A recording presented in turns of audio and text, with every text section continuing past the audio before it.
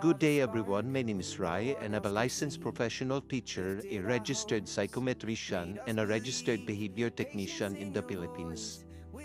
Ang pag-uusapan natin for today ay para do sa mga aspiring teachers or educators na graduate ng ibang bachelor's degree, particularly hindi education graduate or hindi BE-Ed or hindi BS-Ed graduate.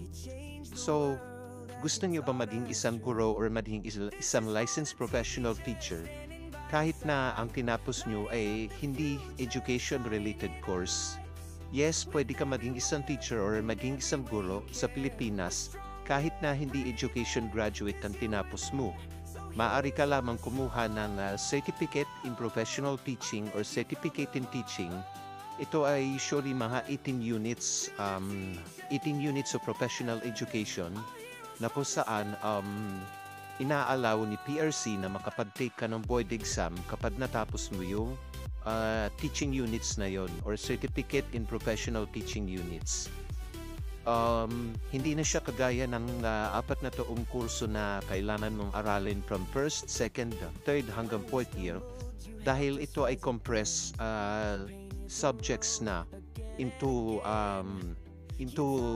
one curriculum. So it depends on the school. Sometimes isang semester lang siya or 2 semesters. So nakadepende sa distribution ng numbers of subjects per semesters.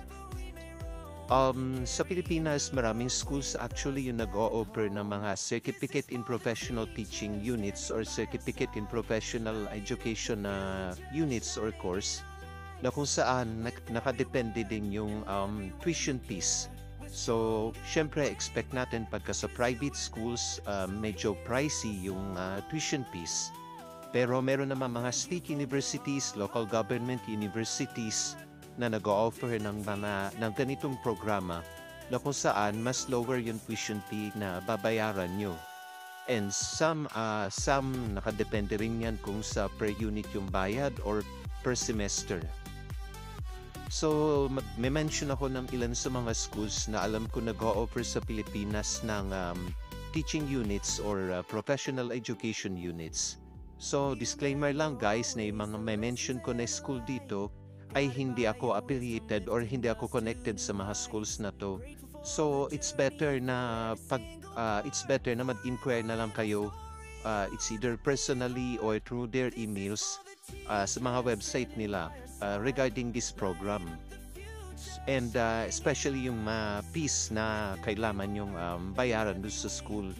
So, ilan sa mga schools sa Pilipinas na nag-o-offer ng certificate in professional education units or teaching units ay University of the Philippines, De La Salle University, National Teachers College, Polytechnic University of the Philippines, Cebu Technological University, Central Luzon State University, Cebu Technological University, Central Luzon State University, Mariano Marcos State University, University of Santo Tomas, Ateneo de Manila University, Miriam College, Batangas State University, Bulacan State University, University of the Cordilleras, Southville International School, Central Colleges of the Philippines, Para Eastern University, Quezon City University,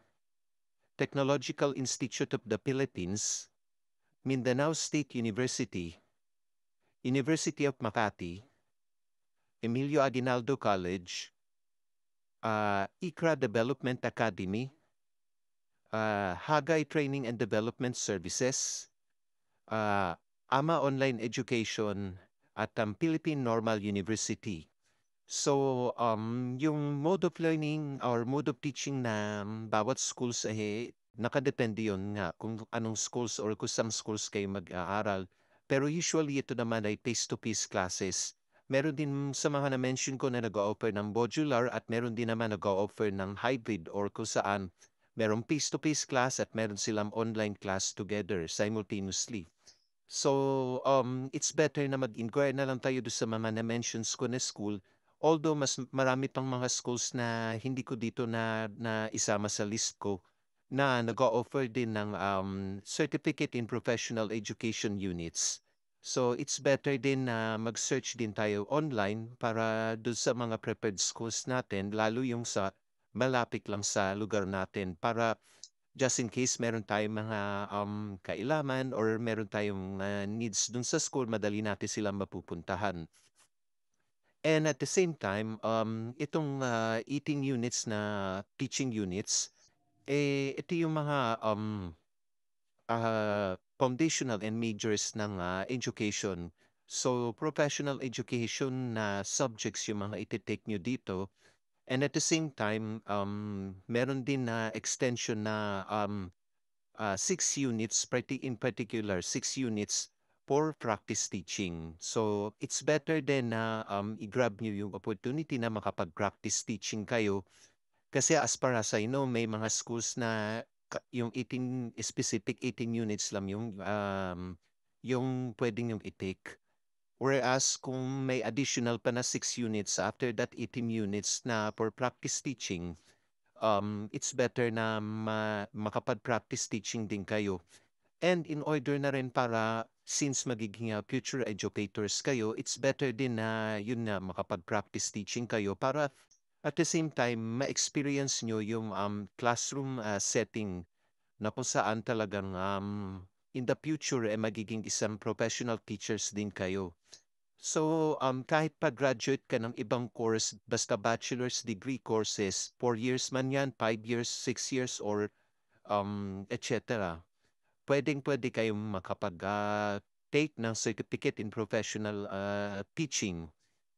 Meron din akong previous videos na ginawa na kung saan kung ano yung magiging major nyo kung kayo unit earner. Kasi, by the way, si PRC nga pala ang magbibigay ng majors ninyo kung kayo ay unit earner. So, hindi kayo pwedeng mamili ng gusto nyong i-major, lalo do sa mga magte-take ng for secondary. Kasi si PRC mismo yung mag-a-assign. Depende sa kung anong course yung tinapos nyo, kung ano yung bachelor's degree course na tinapos nyo. So that's it for today and I hope nakapag-share na naman ako ng another information, educational, academic-related information sa inyo.